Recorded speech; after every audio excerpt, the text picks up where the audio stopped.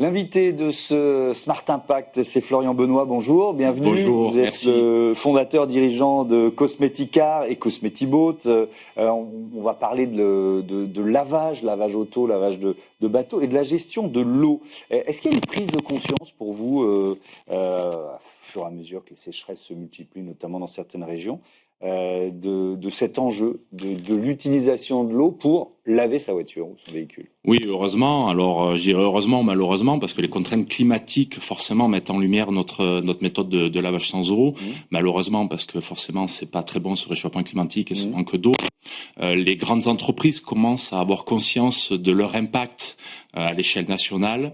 On voit ça depuis à peu près 5 ans. Le particulier aussi commence à son échelle, à l'unité, commence à prendre aussi conscience que de nettoyer son véhicule, d'arroser abondamment son jardin, de nettoyer à grande eau un peu toutes les surfaces, ça peut avoir un impact. Quand on a des restrictions d'eau, forcément, ça nous touche tous. Donc oui, effectivement, depuis quelques années, on voit ça. Et donc vous proposez vraiment une alternative, c'est un concept de lavage auto sans eau. Expliquez-nous. Oui, alors ça fait partie de l'ADN de Cosmeticar. Moi, j'ai créé Cosmeticar il y a 20 ans, donc initialement, l'idée était d'éviter les rejets polluants dans l'environnement, puisque quand on lave un véhicule avec de l'eau, vous avez 2 aberrations. La première, c'est que vous utilisez de l'eau potable, déjà, du moins quand on travaille en France, pour nettoyer un véhicule, et puis vous rejetez de l'eau qu'on dit souillée, donc avec des polluants, avec des produits chimiques, etc.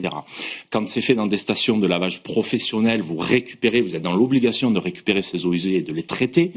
Pas de problème, il y a de la consommation d'eau, un petit peu de déperdition, mais au moins la pollution est traitée. Quand on fait ça chez soi ou quand on fait ça dans une entreprise qui n'est pas équipée de système de récupération des eaux usées, en fait, vous consommez de l'eau et vous rejetez en plus de l'eau polluée dans les nappes phréatiques, dans les sols, dans la nature.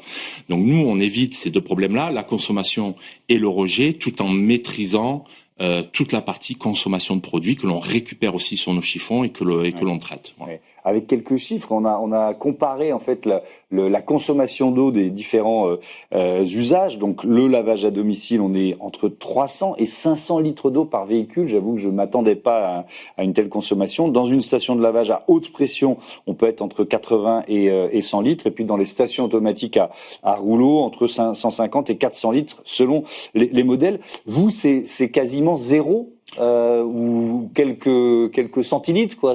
Alors pour être précis, on utilise des produits qui sont aussi dilués avec de l'eau. D'accord, pour nettoyer un véhicule entièrement intérieur-extérieur, c'est 20 centilitres d'eau, un petit verre d'eau. Voilà.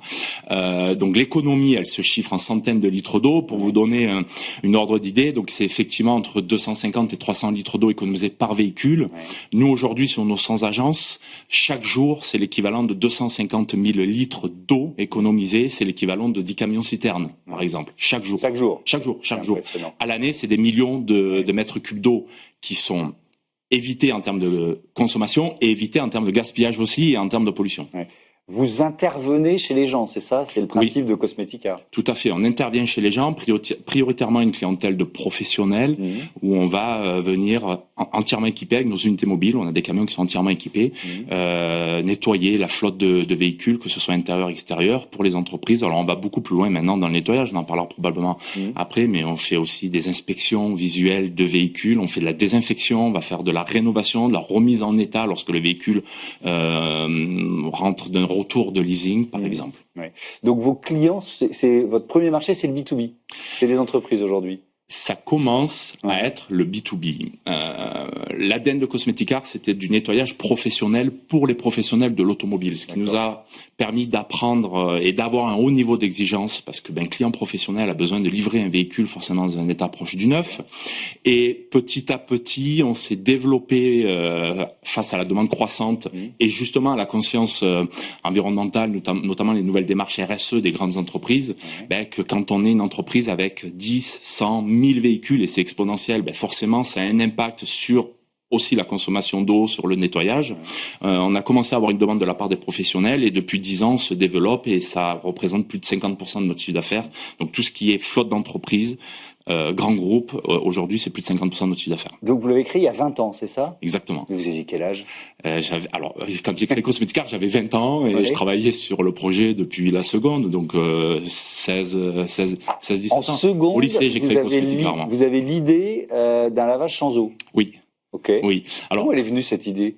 Elle est venue d'une contrainte. Moi, j'avais envie de travailler par moi-même, d'être indépendant. Je m'ennuyais un petit peu sur les bancs de l'école. Donc, en parallèle, je réfléchissais à des business. Et quand vous avez pas trop d'argent, que vous êtes maniaque et que vous aimez l'automobile, voilà, vous avez compris. Okay. La facilité, entre guillemets, c'est d'aller vers le nettoyage de véhicules. Ça me plaisait bien.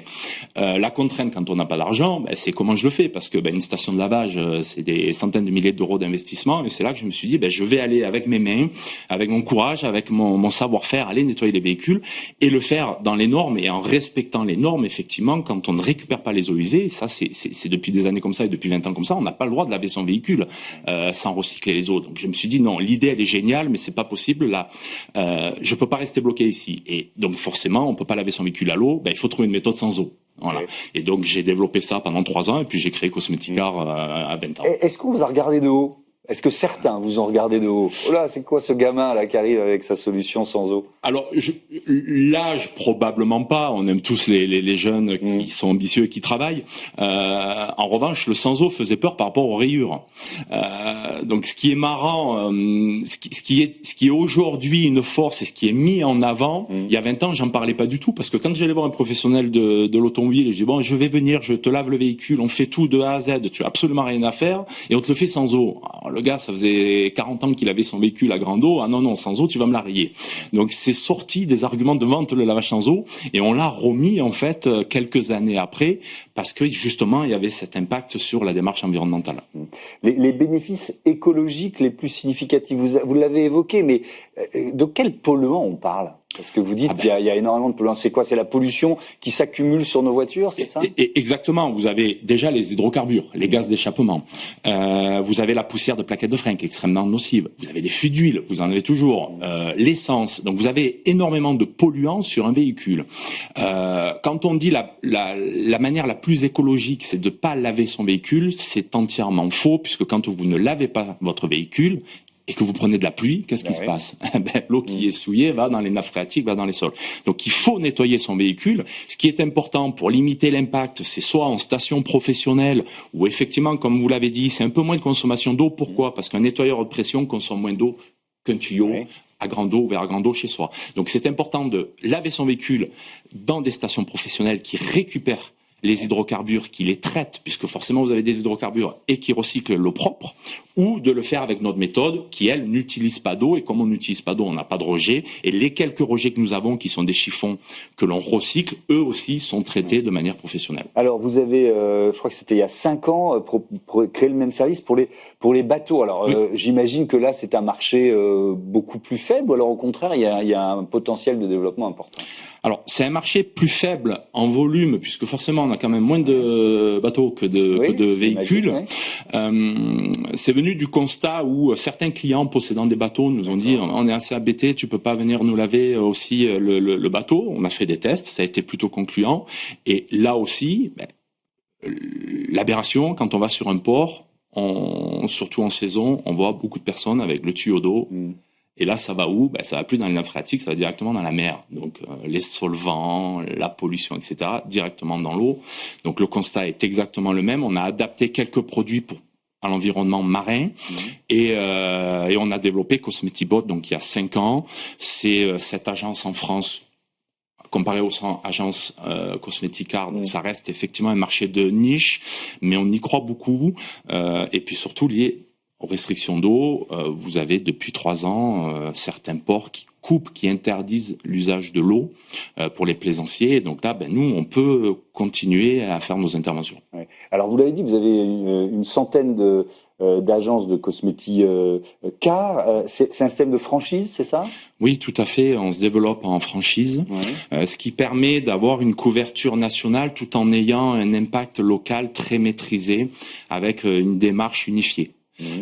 Tous nos franchisés sont formés, utilisent nos produits que l'on fabrique nous-mêmes, ça c'est une particularité. Donc on maîtrise la fabrication et la distribution de nos produits de lavage sans eau.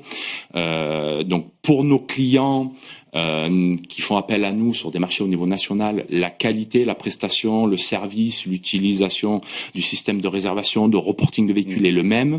Localement, on a une démarche qui est quand même beaucoup plus qualitative parce qu'il y a aussi un impact du franchisé sur son secteur, qui connaît le marché, qui va pouvoir aller mieux maîtriser les petites entreprises. Alors vous parliez des différents services complémentaires. Depuis quand et qu'est-ce qu'ils apportent précisément? Alors, initialement, c'est du lavage de véhicules. Oui. On s'est développé sur des prestations annexes de rénovation. Shampoing intérieur, désinfection intérieure. Alors ça, bien sûr, ou pendant Covid, ça a été aussi mis en avant. On fait de la rénovation de carrosserie, de la rénovation d'optiques de phare, des traitements des surfaces, protection des surfaces. Et depuis 5 ans, on a développé un outil interne d'inspection de véhicules, essentiellement pour nos clients entreprises, où lorsqu'on va faire une intervention, quand on lave un véhicule, humainement, puisque nous, ce sont des personnes qui vont laver le véhicule, on l'inspecte, le véhicule, on le regarde dans le moindre détail, on va regarder la moindre rayure, la moindre coup, la moindre usure anormale, et donc on va remonter tout ça sur un logiciel interne que l'on met à disposition de nos clients, et ça va permettre aux gestionnaires de flotte de pouvoir avoir un suivi en temps réel de leur véhicule et de l'état de leur véhicule. Donc ça, c'est un service annexe qui fonctionne très bien auprès des grandes entreprises. Merci beaucoup, Florian Benoît, et à bientôt sur Bismart for Change. On passe à notre débat, le vélo qui conquiert de nouveaux marchés.